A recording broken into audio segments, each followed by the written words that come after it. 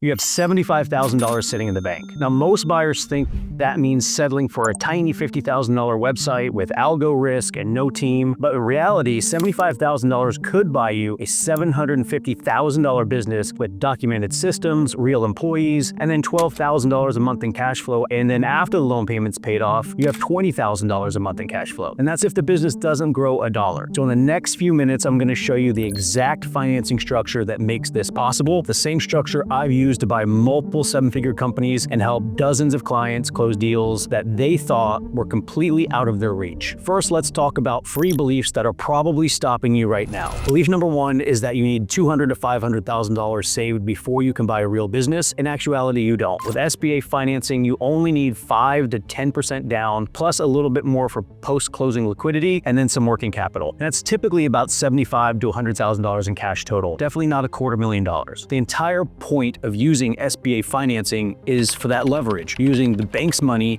to buy a cash-flowing asset. Belief number two, you should start with a $30,000 website to learn the ropes. And that's really where you learn how to lose money, because the highest risk zone of the entire market are those tiny little companies. Banks won't lend on them, and experienced buyers don't touch these. And there's a reason for that. These little businesses are fragile. They're one algorithm change, one ad account shut down, and revenue goes to zero. You're not minimizing risk by starting small. You're really maximizing your risk. Belief number three is that if you can afford the down payment, you can afford the business. And that's completely wrong as well, because true affordability equals the down payment plus some post-closing liquidity required by the bank, and then some additional working capital to keep the business running. This is measured against cash flow after debt service. You can technically afford the down payment and still potentially be underwater, 2 or 3 months after closing if you didn't plan for those reserves and working capital. So if you came into this video thinking you need hundreds of thousands of dollars saved, or that you have to start small to be safe, let me show you the math that changes everything. Here are the actual numbers on a real financeable deal. This is what banks approve every single week. Purchase price of $750,000. The business is generating $250,000 in annual EBITDA.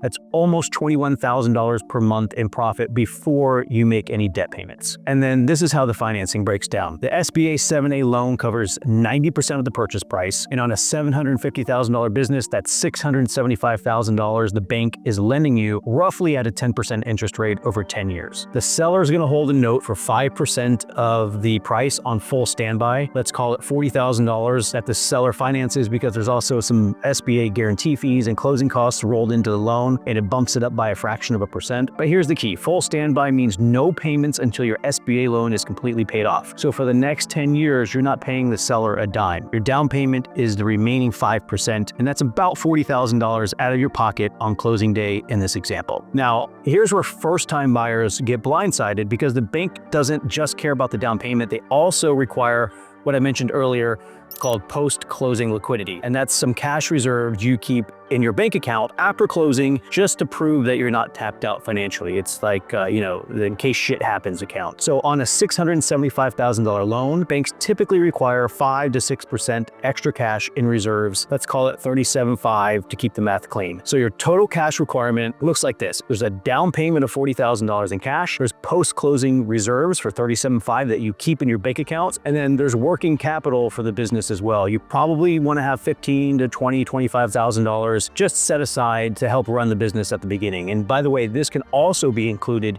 in your loan from the bank, depending on the situation. So total out-of-pocket expenses, depending on the working capital amount and if it's coming from you or the bank, are about $75,000 to $90,000. That's it.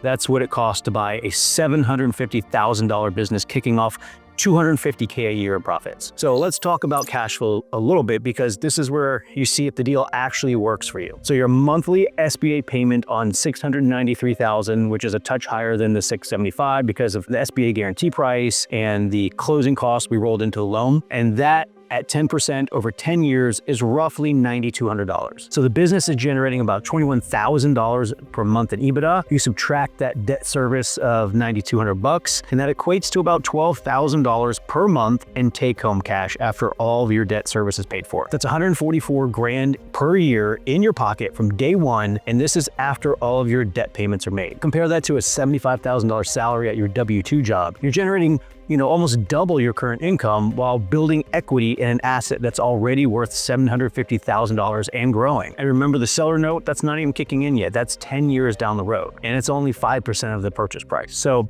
when people ask you, how much do I need to buy a $750,000 business? The answer is about $75,000 to $90,000 total. It's not $2 or $250 or $750, definitely not the full purchase price. That $75,000 to $90,000 gives you access to a business generating $250,000 in profits per year. Now, here's the part where most buyers completely miss, and it's the reason deals fall apart between signing the LOI and actually closing, and it's the working capital we talked about earlier. It's the silent killer of acquisitions. It's where deals die between LOI and closing. Here's what happens. The loan gets approved, the seller agrees to terms, everything looks great on paper, you're closing the deal, week 1 hits, payroll's due, inventory needs to be ordered, Facebook ads need to be funded, software subscriptions are renewing, and there's no cash in the business account. Remember, cash flow is king. The business will stall, revenue will drop, and within 60 days, 90 days, you might be scrambling to figure out how to keep the doors open. Not because the business was bad, but because you were underfunded from day one. And this is why you need that $15,000 to $20,000 in working capital sitting in the business account on closing day. It's not for your salary. It's not for the business, to expand or anything like that. It's just to operate normally the same way the previous owner operated the business. The working capital covers all of those payments we talked about. It could be payroll for the first few weeks. It could be, the inventory is typically included in e-com, but maybe you have to buy some more inventory, marketing spend, things like that. Without the cash, the business suffocates very quickly before it ever pays you a dollar. So make sure you factor that in, and that's exactly why the formula I gave you earlier is so critical. True affordability is the down payment plus the post-closing liquidity plus the working capital. $40,000 down payment with $37,500 in post-closing reserves, and then $15,000 to $20,000 in working capital means you're all in for somewhere between $75,000 to $90,000 or $100,000, again, for a $750,000 business. So if you're serious about buying a business in the next 6 to 12 months, this is one of the first things that I walk buyers through in our coaching program: how to structure deals with the right working capital, with the right down payment, with the right seller financing, so you don't end up underfunded. Details are in the description if you want to learn more about the program. So once you understand the full equation, the down payment, the reserves, the working capital, the debt service, the entire narrative changes. Because here's the counterintuitive part that most buyers get completely backwards. The $750,000 business is far safer than the $50,000 website. I know it feels backwards.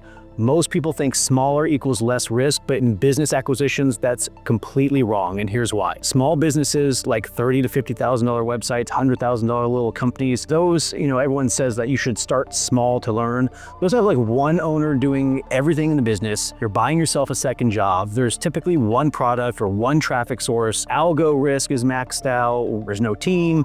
If you don't know how to run Facebook ads or something changes, good luck. What do? There's no systems, and then you start reverse engineering everything from scratch. There's zero financial history or very short financial history or operating history, and you have no idea if this month was normal or lucky or what's going on. If Google changes their algo, if Facebook changes their algo, or they shut down your ad page, your $30,000 to $50,000 little company, it disappears overnight. If the owner was the only one who knew how to operate the business, and there's no team, and no operating manager, and no customer service, and no marketing team, that's it. You're starting from scratch. It's not a safe learning environment, and that's the most fragile, most volatile, riskiest part of any acquisition. And you compare that to a $500,000 business or $1 million business, it's completely different. Businesses at those price points have typically a real team with defined roles and experience and expertise, employees who know their jobs and they could do their work without you having to micromanage them. There's documented SOPs, standard operating procedures, so you're not guessing how things work along the way. There's years of financial history dealing with the ups and downs of the economy and the market. You can see exactly how the business performed through different seasons, different challenges, different economic conditions. You have diversified revenue streams. There's multiple products, typically multiple traffic sources, multiple customer segments. You have predictable, stable, month-over-month cash flow. You know exactly what to expect, how to predict future cash flows, which is the entire basis of valuation. The stability is exactly why banks prefer these $500,000 plus deals, and it's why first-time buyers actually succeed more often with larger companies of SBA loans buying these larger companies. You are learning inside the safest environment possible, a business with infrastructure, systems, and a full team already in place. The start small to be safe advice is killing first-time buyers, and then you have a bad experience and you never want to go through the process again. You should be learning in the most stable environment, not the most fragile one. And once you realize that, the entire acquisition game changes. So here's where you are right now. You came into this video maybe thinking you needed, $250,000 saved before you could buy a real business. You thought you had to start with a tiny website to learn the ropes. You thought affordability was just about covering the down payment, but now you actually know $75,000 to $90,000 total cash can buy you a $750,000 business, generating $144K per year in take-home income after debt service. You know that bigger businesses are safer because they have infrastructure, systems, diversified revenue, teams.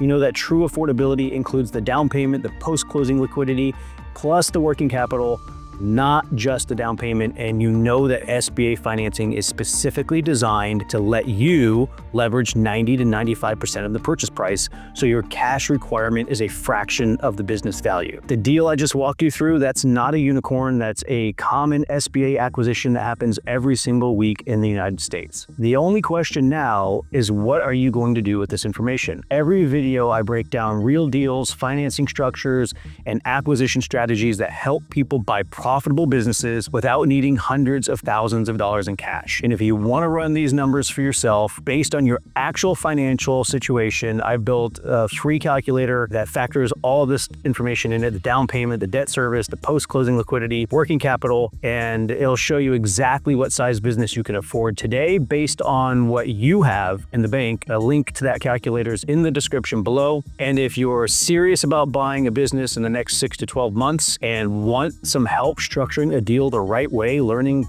how to find, identify great, successful companies so you don't get blindsided by working capital requirements or post-closing liquidity, we work with buyers on exactly this inside our coaching program. You'll find the details in the description as well. I appreciate you watching, and I'll see you in the next breakdown. Thanks.